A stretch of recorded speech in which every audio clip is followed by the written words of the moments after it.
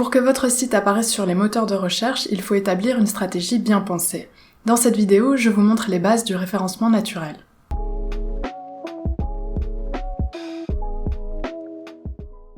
Bonjour, c'est Nora et sur cette chaîne, je vous aide à optimiser votre site WordPress. Aujourd'hui, nous allons voir comment améliorer la visibilité d'un site WordPress en créant du contenu intelligemment. C'est parti! La première chose à comprendre sur le référencement naturel, c'est que la base fondamentale du référencement, c'est le contenu. Donc le contenu de vos pages, le contenu de vos articles et éventuellement le contenu des pages produits sur un site e-commerce. Alors ce contenu, pourquoi est-ce qu'il est important? Parce que quand je fais une recherche sur Google, les pages qui apparaissent sont des pages qui ont du contenu et qui doivent être pertinentes pour la requête que je fais. Dans cette vidéo, je vais prendre l'exemple du thé vert à tout hasard. Je vais donc taper ma requête thé vert. Et les pages qui arrivent ici, les résultats de recherche, sont censés être pertinentes pour ma requête thé vert. Ici, j'ai une page Wikipédia avec toutes les informations sur le thé vert. Ensuite, j'ai des produits qui peuvent être aussi pertinents si je souhaite acheter du thé vert. J'ai des magasins qui vendent du thé. Et j'ai d'autres sites qui parlent du thé vert, qui me donnent des informations sur le thé vert. Sans ce contenu, Google ne peut pas vous référencer sur ces pages, parce que vous n'avez rien à apporter à la requête. Donc votre stratégie pour améliorer la visibilité de votre site sera de créer du contenu. Et ceci, ça vaut si vous avez un site vitrine dont vous souhaitez améliorer la visibilité, ou si vous avez un site e-commerce dont vous souhaitez améliorer la visibilité des produits, notamment sur Google. Le contenu sur votre site, qu'est-ce que c'est? Je reviens à mon site d'exemple. Le contenu sur cette page, ce sont tous les éléments textuels, donc ce titre, un deuxième titre, un paragraphe, et même le titre de mon bouton, et les éléments graphiques, donc cette image et d'autres éléments graphiques si vous en avez sur votre site. Tous ces éléments donnent des informations au robot de Google qui va pouvoir déterminer si votre site est pertinent ou non pour une requête particulière. Vous allez donc devoir créer une stratégie de contenu, publier du contenu à intervalles réguliers. Plus vous allez publier de contenu, plus vous allez avoir de visiteurs potentiels sur votre site et donc une meilleure visibilité. Et ce contenu, vous allez devoir donc le créer stratégiquement en fonction du sujet de votre site. Donc en général, n'importe quel site doit avoir un sujet global, un sujet particulier. Dans mon cas, j'ai pris le thé vert. Chez vous, ça peut être les massages, la réparation de voitures, la décoration, toutes sortes de sujets généraux. Et ce sujet général, vous allez pouvoir le découper en sous-sujets ou sous-thèmes, sous-catégories plus précises qui vont vous permettre de créer du contenu précis.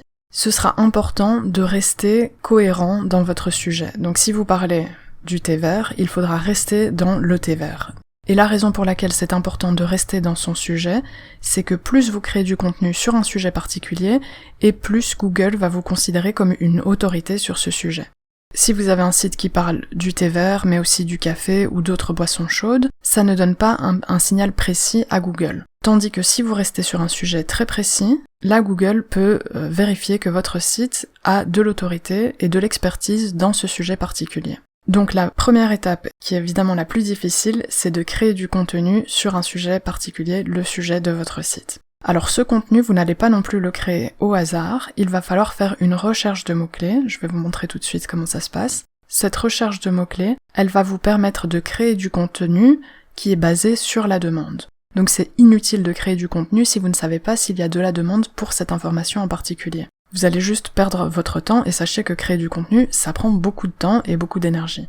Donc autant maximiser vos efforts. Pour faire votre recherche de mots-clés, il existe de nombreux outils, je vais vous en présenter deux.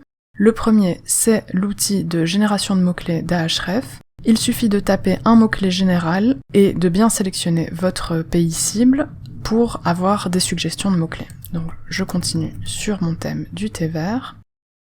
Ici, l'outil me renvoie des milliers de suggestions de mots-clés, et quand je dis mots-clés, évidemment, ça peut être phrases-clés, donc une série de phrases ou de mots qui contiennent les deux mots thé vert. Donc voilà les suggestions de mots-clés qui contiennent le mot thé vert ou les mots thé vert. Si je reviens vers le haut, j'ai deux colonnes qui sont importantes. La première, c'est la difficulté du mot-clé ou la compétitivité du mot-clé. Plus elle est élevée, plus ce sera difficile de se classer dans les résultats de recherche pour ce mot-clé en particulier. La deuxième colonne, c'est le volume de recherche mensuel estimé. Ce sont toujours des estimations, donc parfois c'est juste, parfois c'est complètement raté. mais ça vous donne une idée de le niveau de recherche d'un mot-clé en particulier. Ce qu'il est intéressant de faire, c'est de comparer les volumes de recherche et les difficultés entre elles sur un même outil. Ici, je peux me dire que le mot-clé thé vert matcha, avec une difficulté de 7, sera plus compétitif que le mot-clé masque au thé vert.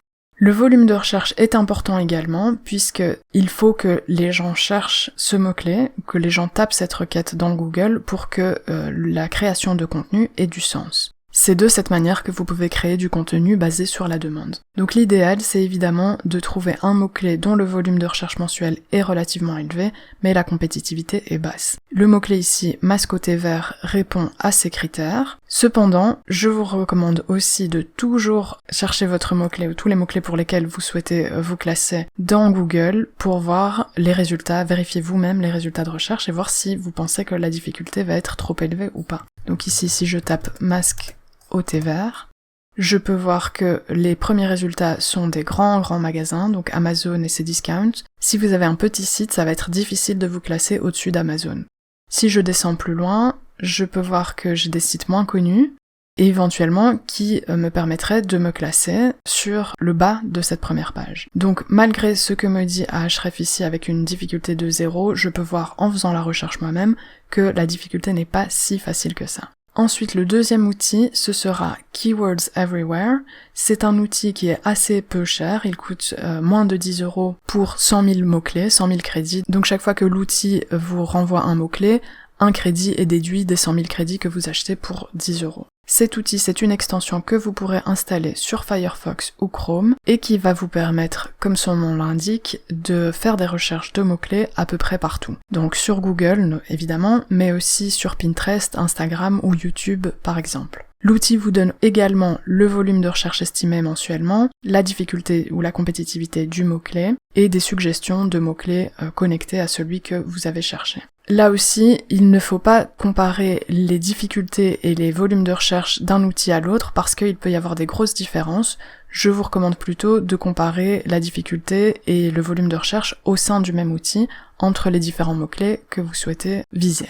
Ensuite, le troisième outil, c'est évidemment les suggestions de recherche de Google. Donc ici, j'ai tapé mon mot-clé masque au thé vert, et si je clique sur la barre de recherche, je vois que j'ai toute une série de suggestions faites par Google, qui sont les recherches les plus courantes des personnes qui utilisent Google. Donc ici, par exemple, je clique au hasard sur masque au thé vert maison. Si vous souhaitez créer un article avec ce mot-clé, masque au thé vert maison, donc sur le sujet comment faire un masque au thé vert à la maison, vous pouvez vérifier les résultats de recherche de Google et voir si vous êtes capable de créer des articles ou des vidéos qui sont de meilleure qualité que celles qui sont classées actuellement. Donc ces suggestions de recherche peuvent vous donner des idées de mots-clés avec la certitude que les gens cherchent bien ces mots-clés dans Google, ou font bien ces requêtes à Google. Une fois que vous avez établi votre stratégie de contenu et fait votre recherche de mots-clés, vous allez devoir penser à la structure ou à l'architecture de votre site. Cette architecture, qu'est-ce que j'entends par là? Je vous ai mis mon article en barre de description et j'ai un petit graphique ici qui montre ce que je veux dire. Vous allez devoir organiser vos pages avec une structure logique en fonction des thèmes que vous abordez sur votre site.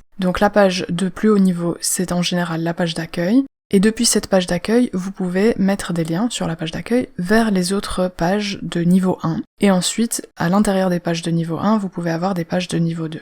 Pour reprendre l'exemple du thé, je pourrais avoir ma page d'accueil qui est une page de résumé sur le thé vert, où je présente mes autres pages. Donc je pourrais avoir une page sur le thé vert matcha, une page sur le thé vert sencha, etc.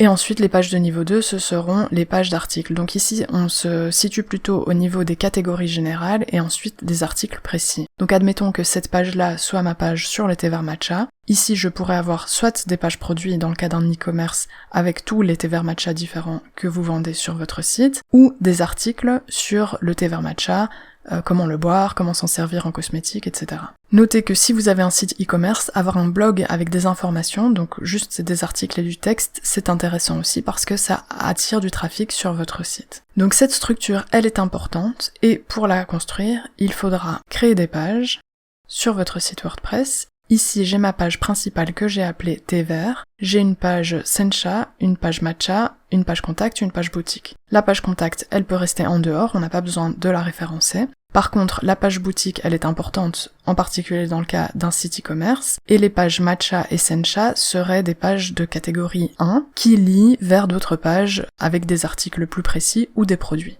Donc pour la structure de mon site ici, j'aurai par exemple ma boutique, avec un lien vers ma boutique, et ensuite des liens vers mes pages de catégorie, donc Matcha, Sencha, etc. Donc cette structure de lien interne, ou ce qu'on appelle le maillage interne, ça permet de lier les pages entre elles et ça permet à Google de comprendre la structure et la logique d'un site. Si Google arrive sur ma page d'accueil, le robot de Google arrive sur ma page d'accueil et voit un lien vers ma boutique, il peut se rendre compte que la page principale c'est la page d'accueil et une page presque aussi importante que la page d'accueil c'est la page de ma boutique. Ensuite, une autre page qui a le même niveau d'importance que la page de ma boutique, c'est la page de ma catégorie Matcha.